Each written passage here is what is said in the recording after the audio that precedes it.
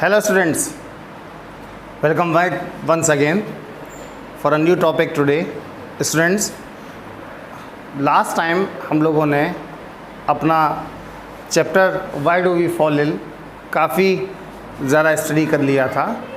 हम लोगों ने कल के टॉपिक्स में स्टडी किया था कि what are the various types of diseases. आइए सबसे पहले आपको मैं उन्हीं के बारे में डिस्कस करूंगा और उनको बताऊंगा कि कैसे वो डिजीज़ जो हैं वो कॉज होते हैं। कल मैंने बताया था आपको कि जो भी डिजीज़ हैं वो दो तरीके के डिजीज़ होते हैं कॉज के लिए, ठीक है। यानी कि दो मेथड्स हैं जिनसे डिजीज़ कॉज हो सकते हैं। मैंने आपको बताया था एक उनमें से है इन्फेक्शियस कॉज और दूसरा है नॉन इन्फेक्शियस कॉज।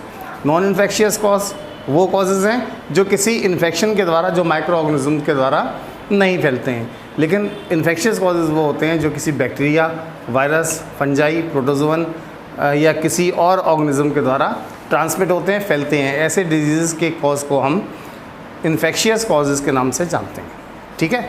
कल मैंने आपको इनके 6 फैक्टर्स के बारे में बताए थे जो कॉज कर रहे थे अलग अलग तरीके से डिजीज़ को। मैंने आपको सबसे पहले बताया था कि इन्फेक्शन एजेंट्स जो होते हैं यानी कि माइक्रो ऑर्गेनिजम्स जो होते हैं वो इन्फेक्शन को फैलाते हैं और इन्फेक्शियस कॉजेज़ की कैटेगरी में आते हैं। इसी के साथ साथ मैंने आपको बताया डर्टी ड्रिंकिंग वाटर भी इसी तरीके का रोल को प्ले करता है और वो डर्टी ड्रिंकिंग वाटर भी माइक्रो ऑर्गेनिजम्स के द्वारा ही डिजीज़ को कॉज करने का काम करता है। इसके अलावा मैंने आपको जो बताया था उसमें जेनेटिक फैक्टर्स बताए थे मैंने आपको, और जेनेटिक फैक्टर्स के बाद डेफिशिएंसी ऑफ न्यूट्रिएंट्स बताए थे। न्यूट्रिएंट्स की डेफिशिएंसी के बाद मल functioning of the various body organs, जिसमें लिवर फेलियर और किडनी फेलियर के बारे में मैंने आपको डिस्कस किया था। इसके साथ साथ मैंने आपको पॉल्यूशन के बारे में बताया था। पॉल्यूशन, जो पॉल्यूटेंट्स होते हैं वो भी बहुत सारा कॉज जो है वो करते हैं। पॉल्यूशन के लिए बहुत ज़्यादा कॉजेबल होते हैं, यानी कि पॉल्यूशन को काफ़ी ज़्यादा पॉल्यूशन जो होते हैं वो भी काफ़ी सारी बीमारियों को कॉज करने का एक फैक्टर हो सकता है। So these were the causes which we have studied yesterday.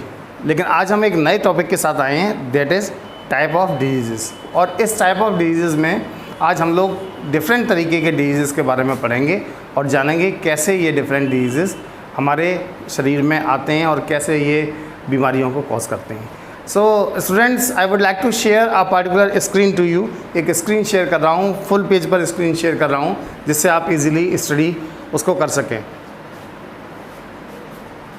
यहाँ पर जो मैंने स्क्रीन शेयर की है उसमें आप साफ साफ देख सकते हो कि डिजीज़ जो होते हैं वो दो तरीके के होते हैं। They are congenital diseases and acquired diseases. There are 2 types of diseases, जैसा कि आप देख पा रहे हो स्क्रीन पे। फुल स्क्रीन मैंने कर दी है इसलिए जिससे आपको साफ साफ दिखाई दे। तो यहाँ पर कॉन्जेनाइटल डिजीज़ और एक्वायर्ड डिजीज़, दो तरीके के डिजीज़ आपको दिखाई दे रहे हैं। कॉन्जेनाइटल डिजीज़ ऐसे डिजीज़ हैं जो कि इनबॉर्न डिजीज़ होते हैं, ठीक है। ये ट्रांसमिट होते हैं, यानी कि जेनेटिकली ट्रांसफर्ड डिजीज़ हैं, म्यूटेशन के कारण होते हैं, मेटाबॉलिक डिसऑर्डर्स के कारण होता है। अभी मैं डिटेल इसकी बताऊंगा आपको। लेकिन और ये ख़ास तौर पर वो डिजीज़ हैं जो निश्चित रूप से सिंस बर्थ यानी जन्म से ही पाए जाते हैं। लेकिन दूसरे तरीके के डिजीज़ जो आपको मैं यहाँ पर डिस्कस करने वाला हूँ, they are called as acquired diseases. ये ऐसे डिजीज़ हैं जो निश्चित रूप से एक्वायर होते हैं। एक्वायर का मतलब होता है कि जन्म के बाद ये हमारी बॉडी में लग जाते हैं। जन्म से पहले ये डिजीज़ नहीं होते हैं, लेकिन जन्म के बाद ये हमारे बॉडी को, हमारे शरीर को इफ़ेक्ट करने का काम करते हैं। They are called as acquired diseases, ठीक है।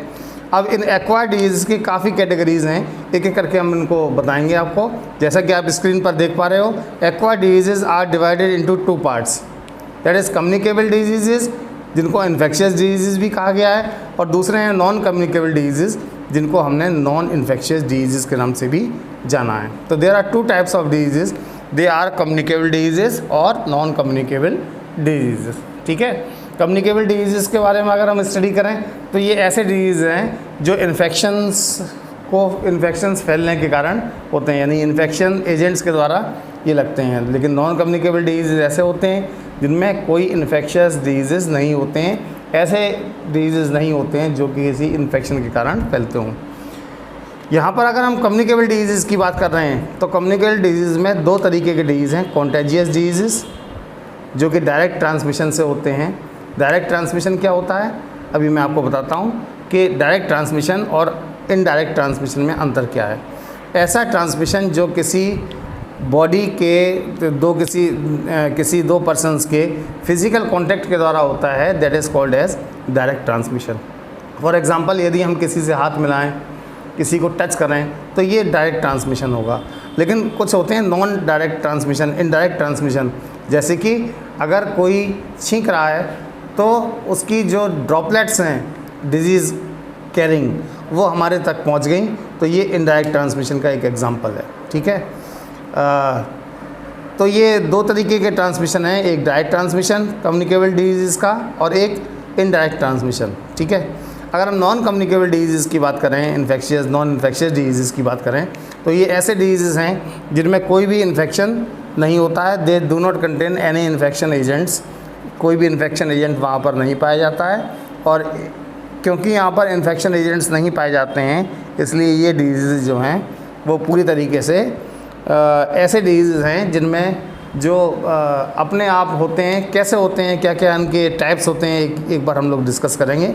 यहाँ नॉन कम्युनिकेबल डिजीज़ में आप इजीली देख सकते हो कि वी हैव डेफिशिएंसी डिजीज़। कल भी मैंने आपको डिस्कस किया था, डेफिशिएंसी डिजीज़ वो डिजीज़ होते हैं जो किसी पार्टिकुलर बीमारी डेफिशिएंसी यानी कि कमी के द्वारा होते हैं, किसी न्यूट्रिएंट की कमी के द्वारा होते हैं। ठीक है, मेटाबॉलिक डिजीज़ वो होते हैं जो किसी बॉडी के मलफंक्शनिंग, ऑर्गन्स के मलफंक्शनिंग के कारण होते हैं। मान लीजिए हार्ट में कोई मलफंक्शनिंग हो रही है, या लिवर में कोई मलफंक्शनिंग हो रही है, या लंग्स में कोई मलफंक्शनिंग हो रही है, तो उस मलफंक्शनिंग के कारण ये मेटाबॉलिक डिजीज़ होते हैं। Lack of respiration, lack of excretion, इन सब की वजह से जो डिजीज़ होते हैं they are called as metabolic disease. Next आ जाते हैं डीजनरेटिव डिजीज़। ये ऐसे डिजीज़ हैं जो कि कॉज होते हैं डीजनरेशन के कारण। डीजनरेशन मतलब एक ऐसा फैक्टर है डीजनरेशन जिसमें कोई भी ऑर्गेनिज्म जो है वो कोई भी ऑर्गेनिज्म उसके शरीर में बुढ़ापे के कारण यानी कि ओल्ड एज के कारण डीजनरेशन होना शुरू हो जाता है। उसके घुटने ठीक से काम नहीं करते, आइज़ जो हैं वो भी प्रॉपरली फंक्शन करना बंद कर देती हैं। तो डीजनरेटिव डिजीज़ के रूप में ये डिजीज़ जो हैं वो पाए जाते हैं, they are called as degenerative diseases. इसके अलावा अगला है मेटाबॉलिक एलर्जीज़। हमारे इम्यून सिस्टम में प्रॉपरली वर्क नहीं होता है, जब प्रॉपरली इम्यून सिस्टम काम नहीं करता है तो वह एलर्जीज़ को कॉज करता है, जिसके कारण बहुत सारे माइक्रो ऑर्गेनिजम्स हमारे बॉडी पर अटैक करते हैं। They are called as metabolic allergies. और लास्ट जो हम लोग बोल रहे हैं वो है इंजरीज़ के बारे में। तो हमारे शरीर में कई बार ऐसा भी देखने के लिए मिला है कि इंजरीज़ हो जाती हैं, इंजरीज़ कॉज हो जाती हैं, और इंजरी जो होती हैं वो हमारी बॉडी को पूरी तरीके से इफ़ेक्ट करने का काम करती हैं। चलिए आइए हम लोग इन सारे डिजीज़ को अब एक बार डिटेल में डिस्कस करेंगे, और मैं चाहूँगा कि आप अपने पेन और नोटबुक भी लेके बैठें, जिससे ये डेफिनेशंस जो मैं आपको बताऊँगा वो लिखते जाएं। ठीक है, तो कॉन्जेनिटल डिजीज़ सबसे पहले आपने अपने चार्ट में पढ़ा था कॉन्जेनिटल डिजीज़ के बारे में, उसके बारे में बताऊँगा। दीज आर द डिजीज़, ये ऐसे डिजीज़ हैं कॉन्जेनिटल डिजीज़ जो प्रेजेंट होते हैं सिंस बर्थ, जन्म से ही ये प्रेजेंट होते हैं।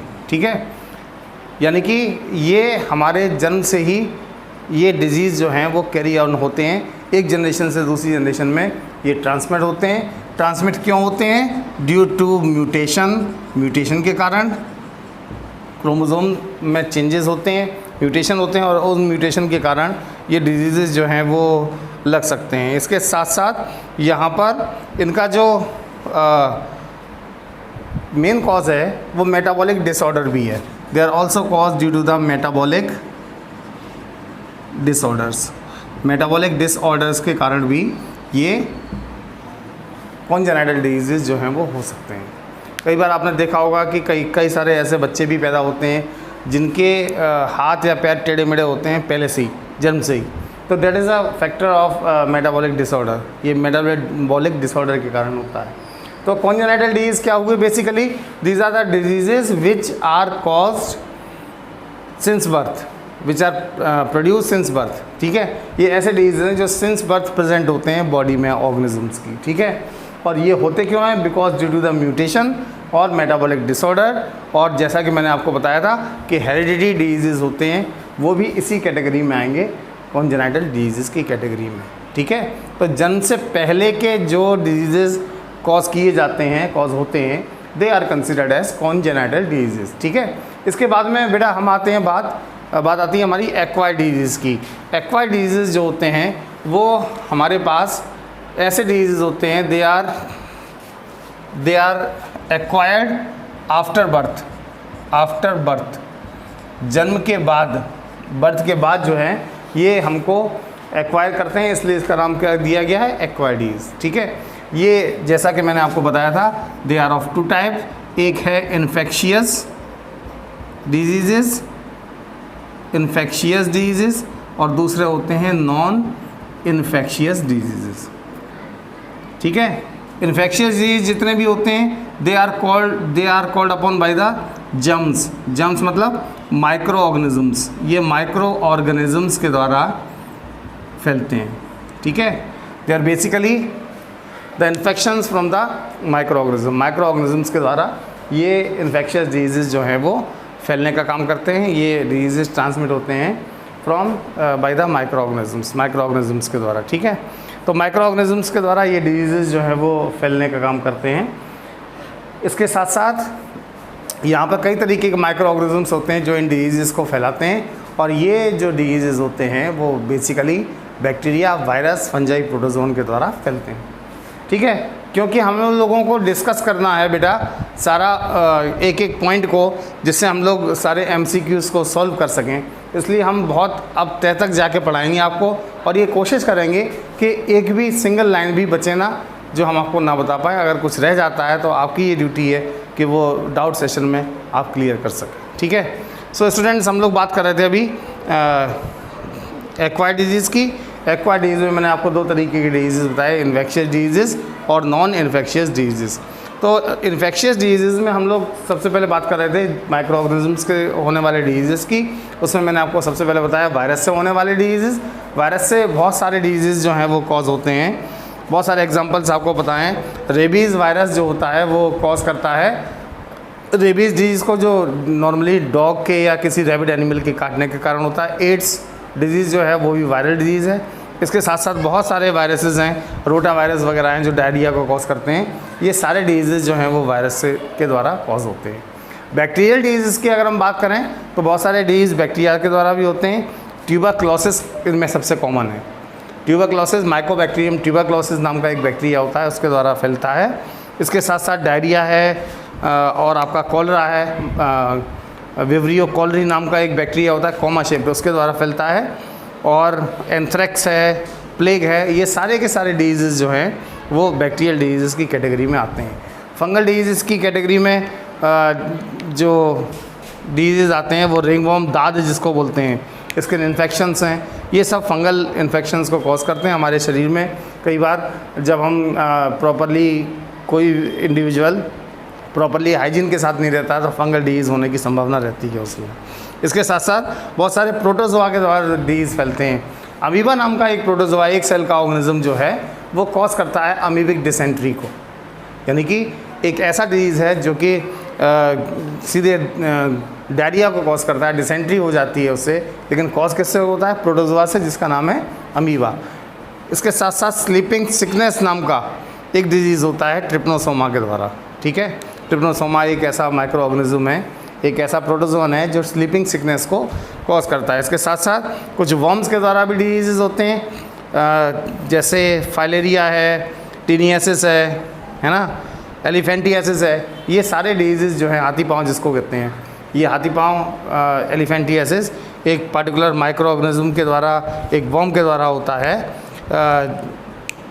तो वो वॉर्म जो है वो पूरी तरीके से उस पूरे लिम्स को, यानी कि पैर को पूरी तरीके से सुजा देता है और काफ़ी स्वेलिंग आ जाती है पैर में, हाथी के जैसा पैर दिखने लगता है, इसलिए इस डिजीज़ का नाम ही एलिफेंटियासिस करना पड़ा। ठीक है, तो ये सारे डिजीज़ जो मैंने आपको बताए वो सारे इन्फेक्शियस डिजीज़ के बारे में बताया था।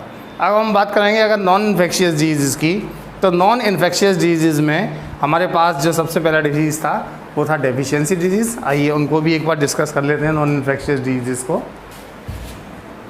फिर आगे बढ़ेंगे। अभी तक हम लोगों ने इन्फेक्शियस डिजीज़ के बारे में स्टडी कर लिया है, एक्वायर्ड डिजीज़ में हम लोग ये स्टडीज़ कर रहे हैं। नॉन इन्फेक्शियस डिजीज़ में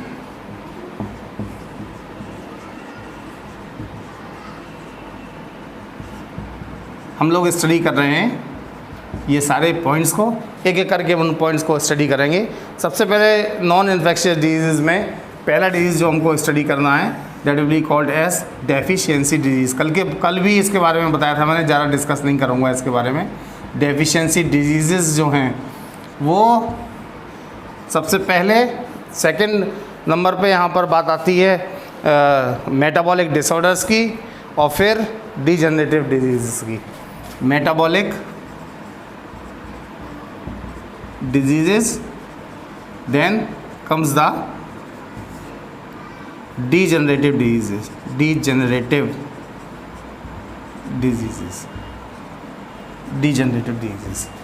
ठीक है। दो और डिजीज़ हैं, उनके बारे में भी बताऊंगा मैं आपको। वो हैं एलर्जीज़ और injury. Allergies and then we have injury. एक एक करके हम डिस्कस करेंगे इन सारे डिजीज़ के बारे में, ये डेफिशिएंसी, मेटाबॉलिक, डिजेनरेटिव, एलर्जीज़ और इंजरी के बारे में। स्टूडेंट्स एक एक करके हम इनको स्टडी करेंगे नॉन इन्फेक्शियस डिजीज़ को। नॉन इन्फेक्शियस डिजीज़ जैसा कि मैंने आपको बताया था, ऐसे डिजीज़ हैं जो किसी इन्फेक्शन एजेंट्स के द्वारा नहीं फैलते हैं। They are not transmitted by the infection agents, micro organisms, चाहे वो बैक्टीरिया हो, चाहे वो वायरस हो, चाहे वो माइक्रो ऑर्गेनिजम्स हो, चाहे वो वॉर्म्स हों, वो किसी भी माइक्रो ऑर्गेनिज्म के द्वारा ये डिजीज़ेस ट्रांसमिट नहीं होते हैं, फैलते नहीं हैं, इन्फेक्शन नहीं करते हैं, इसलिए नॉन इन्फेक्शियस डिजीज़ हैं। सबसे पहले एक एक करके डिस्कस करने वाले हैं हम लोग। सबसे पहले बात करेंगे हम यहाँ पर डेफिशिएंसी डिजीज़ का। कल भी मैंने आपको बताया था डेफिशिएंसी का कम मतलब होता है कमी, किसी न्यूट्रिएंट की कमी के कारण ये जो डिजीज़ होते हैं they are called as deficiency diseases. उनको हम डेफिशिएंसी डिजीज़ के कैटेगरी में रखते हैं। कल भी मैंने बहुत सारे एग्जांपल्स दिए थे। विटामिन ए की कमी से होने वाले डिजीज़ का नाम नाइट ब्लाइंडनेस, बी की कमी से बेरी, सी की कमी से स्कर्वी, विटामिन डी की कमी से होने वाले रिकेट्स डिजीज़, ठीक है। इसी तरह आयोडीन की कमी जो मिनरल है उसकी कमी से होने वाली डिजीज़ को हम लोग बोलते हैं यहाँ पर गोइटर, ठीक है। जो रेड कलर का पिगमेंट होता है हीमोग्लोबिन में, आयरन, है ना, तो आयरन कंटेनिंग हीमोग्लोबिन, आयरन अगर कमी हो जाए तो वो हीमोग्लोबिन को कम करता है।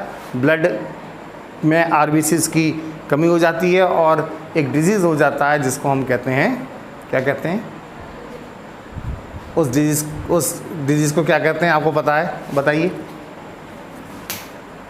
क्या कहते हैं उस डिजीज़? बिल्कुल सही बताया आपने, अनीमिया। हाँ जी, अनीमिया नाम का डिजीज़ हो जाता है, वो आयरन की कमी से होता है, ठीक है। तो ये सारे के सारे जो डिजीज़ हैं जो किसी न किसी न्यूट्रिएंट की कमी से हो रहे हैं, they are considered as deficiency diseases, उनको हम डेफिशिएंसी डिजीज़ कहते हैं। अब हम बात करते हैं मेटाबॉलिक डिजीज़ की। मेटाबॉलिक डिजीज़ मतलब रिलेटेड टू द मेटाबॉलिज्म, यानी कि हमारे शरीर में जो भी मेटाबॉलिक रिएक्शंस हो रही हैं उनके डिसऑर्डर्स को हम मेटाबॉलिक डिसऑर्डर्स बोलते हैं। और इसमें आपके सारे ऑर्गन्स इंक्लूड किए जाएंगे, चाहे वो आपके लंग्स हों, किडनी हो, लिवर हो, हार्ट हो, पेनक्रियाज हो, डाइजेस्टिव सिस्टम हो। अगर इनमें किसी भी प्रकार का कोई एबनॉर्मेलिटी है यानी कि कमी है तो वो मेटाबॉलिक डिजीज़ की तरफ ले जाएगा। Degenerative disease old age disease को कहते हैं, ऐसे डिजीज़ जो ओल्ड एज पर लगते हैं, they are called as degenerative diseases. और इसके बाद में बात आती है एलर्जीज़ की।